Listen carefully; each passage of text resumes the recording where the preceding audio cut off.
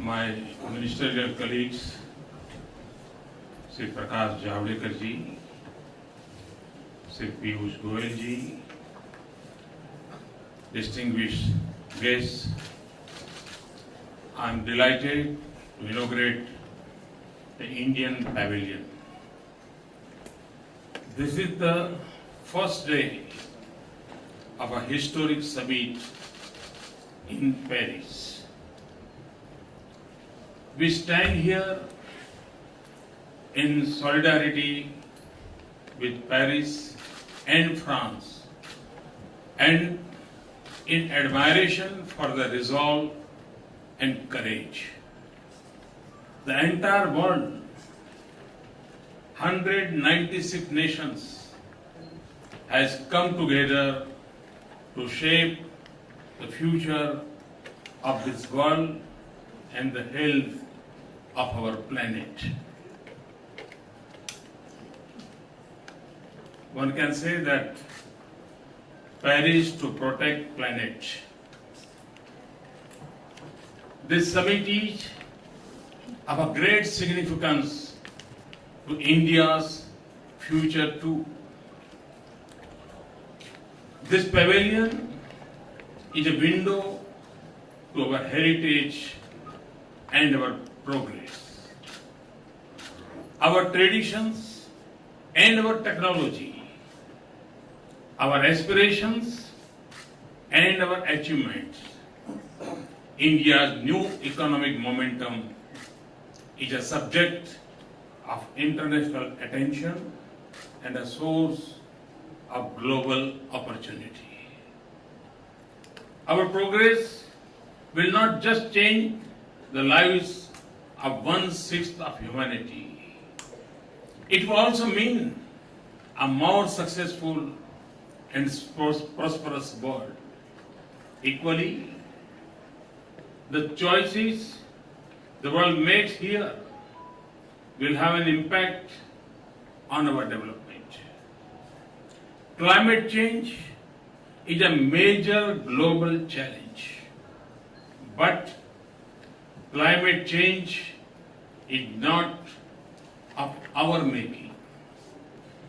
It is the result of a global warming that came from the prosperity and progress of an industrial age powered by fossil fuel.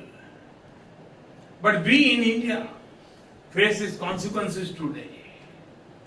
We see it in the risk of our farmers, the changes in weather patterns, and the intensity of natural disasters.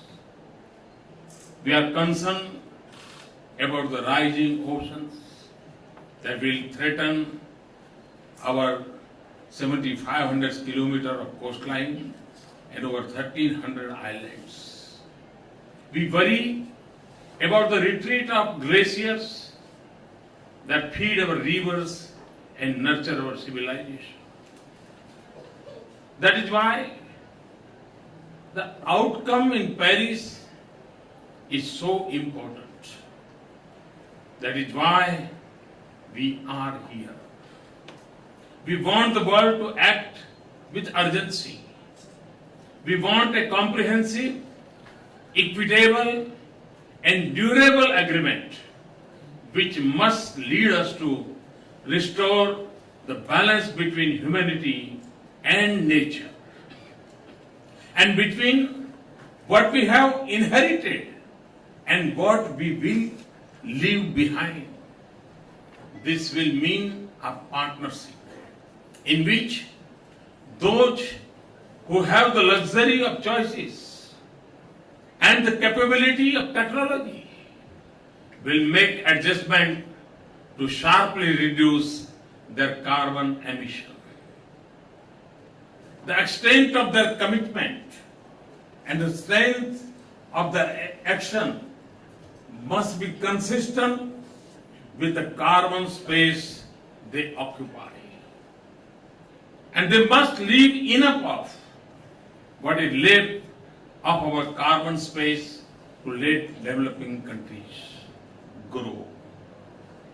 They should share resources and technology with those who live between want and hope so that we can meet the universal aspiration for clean energy. It will also mean that the developing world will also try to have a lighter carbon footprint on their growth path. We want the conviction of the world to be matched by efforts to create conditions in which we can succeed. Because our challenge is pressing, our efforts must be urgent. Friends, this will be the subject of negotiations over the next few days. I'm here in the Indian pavilion to say something else. And I speak not just to the world, but also to our people. India's progress is our destiny and the right of our people. But we are a nation that must also lead in combating climate change.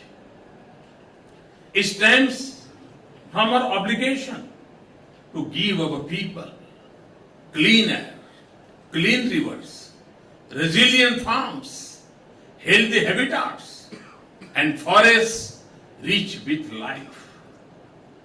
It comes from our conviction that we must aim not just for higher incomes, but better quality of life. It comes from our commitment to the world. Above all, it arises from our timeless traditions and beliefs. The choices a people make are shaped by their culture and beliefs. In India, nature has always been treated as mother. Since ancient times, we have seen humanity as a part of nature, not superior to it.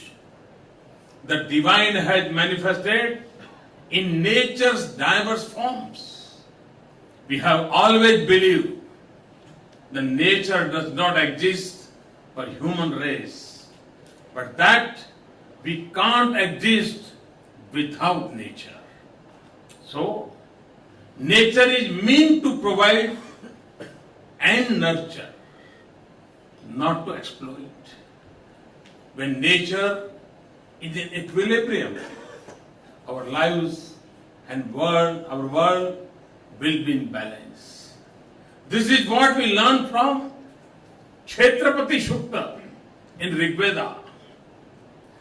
Kshetrasya pate madhu ana anta murmim dhenariv payo asmam druksha madhuhu chutam drutmiva suput amrutasya na patayo mulayantu. This means, O Lord of field, with the sweet waves of Mother Nature's blessings, may you milk our fields like the milk of a cow. With the sweetness of Mother Nature's bounty which falls like a clarified butter, may you shed our grace on us.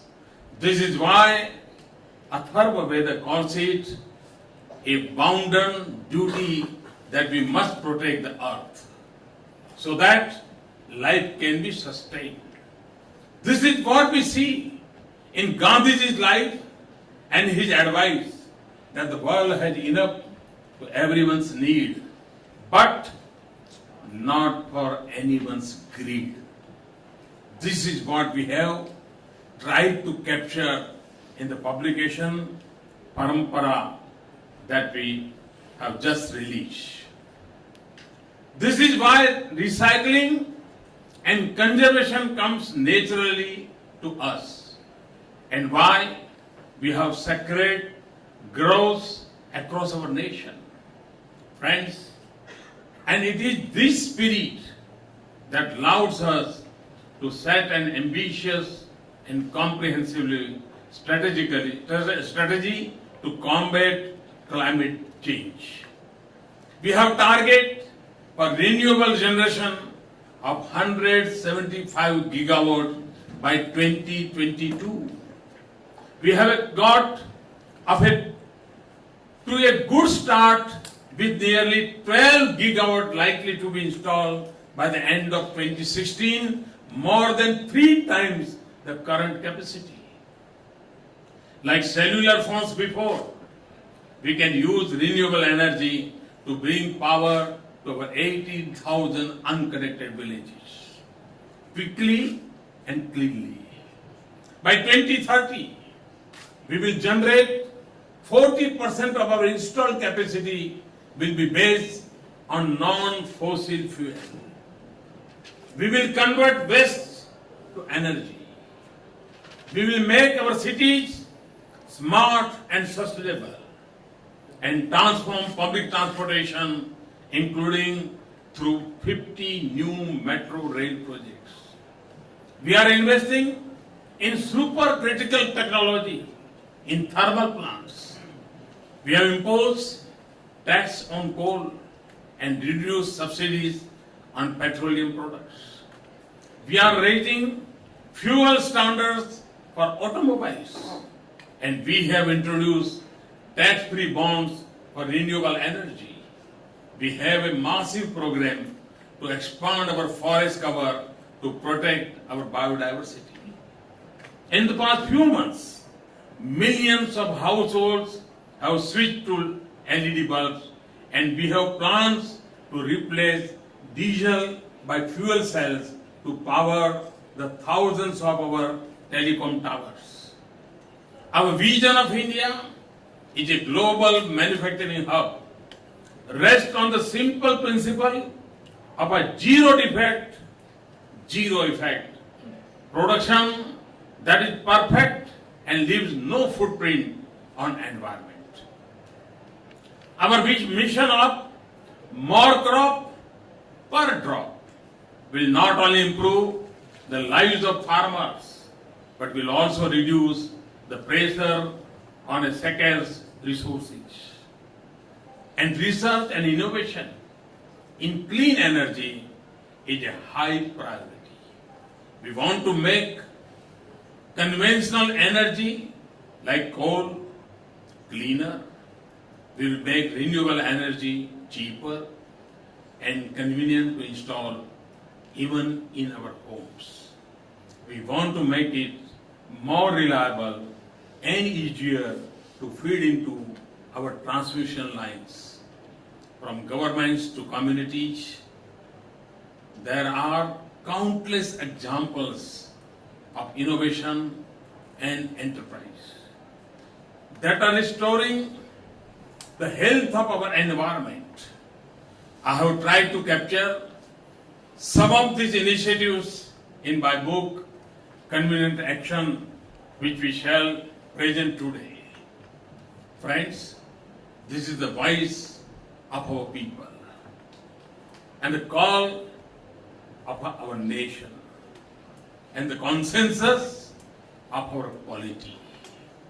India's leadership on environment has been the vision of Indian leaders and successive governments from Stockholm in 1975 to Copenhagen in 2009.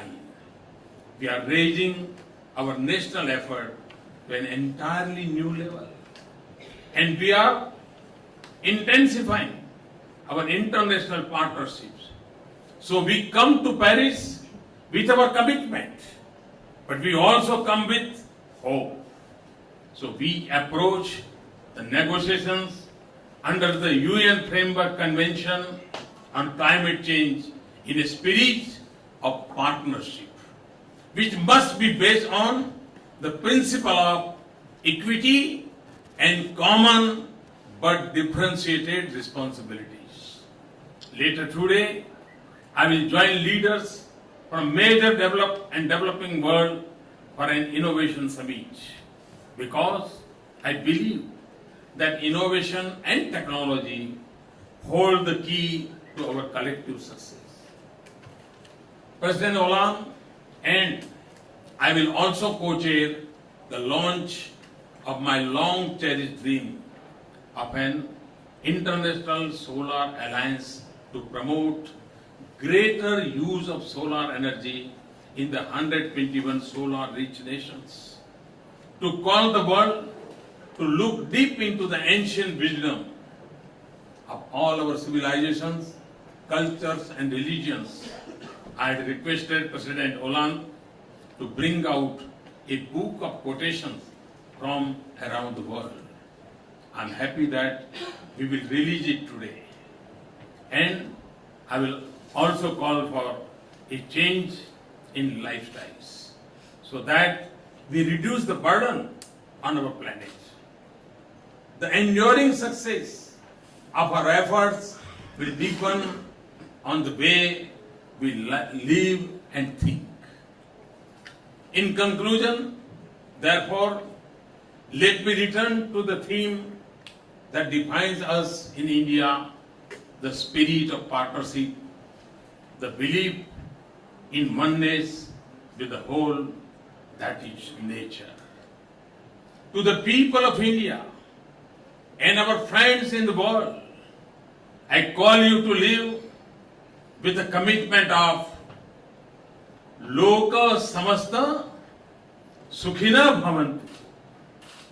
The desire of well-being should include our planet, our nature, all countries, and the entire humanity. If our thinking is right, we will form a true global partnership of capabilities and needs that leads us to a low carbon age. Thank you very much. Thanks a lot.